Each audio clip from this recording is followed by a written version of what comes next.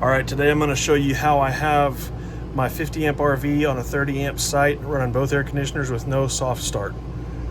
I saw a guy do this. I think it was Watts on Wheels. I'll put a link in the description so that if you want to do it, he gets a little bit more technical about how to actually do it. For me, I just had a friend wire it up for me, but let me show you exactly how we do it. Okay, so I have my power supply, or my power panel and everything right here. I've got a selector switch right here.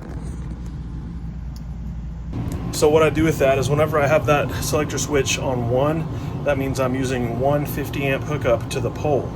The 50 amp takes care of the RV all by itself.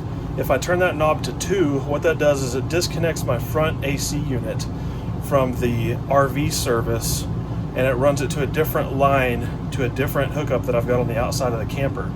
So the 30 amp takes care of this air conditioner and the rest of the trailer, and then that gets powered by a separate outlet on the pole. So let me show you that on the outside. Okay, so here on the outside, I've got this new plug that was installed here. It's a 30 amp plug, but I've got a 20 amp cord and a 20 amp plug on the end of it. And then this is my 50 amp, but I've got it adapted down to 30. So I basically just have these two lines that come over here. As long as your pole at the campsite, I've never been to a campsite where I didn't have at least a 20 amp over here, and 15 amps would also do it just fine. But I've got, this is my 30, this is my 20. The only thing this is running is that front air conditioner, and it has no problem whatsoever doing it. No soft start required. You just have to be sure you've got both of these options.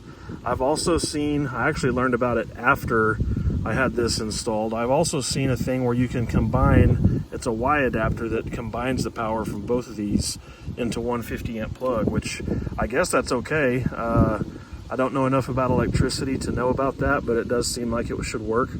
But I didn't know about that when I had this done, and plus this just feels a little bit better to me. So this is kind of how we do it.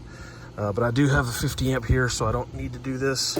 But that's what I'm doing just to demonstrate. So anyways, you can open yourself up to a lot more possibilities as far as a campsite goes when you do this. Now you do have to be, aware that this is 30 amp, this is 50, but technically this is 100 amp because each side of these is 50 amps. So you're still not getting what you could get otherwise, but it's a much better situation if you're trying to run two ACs.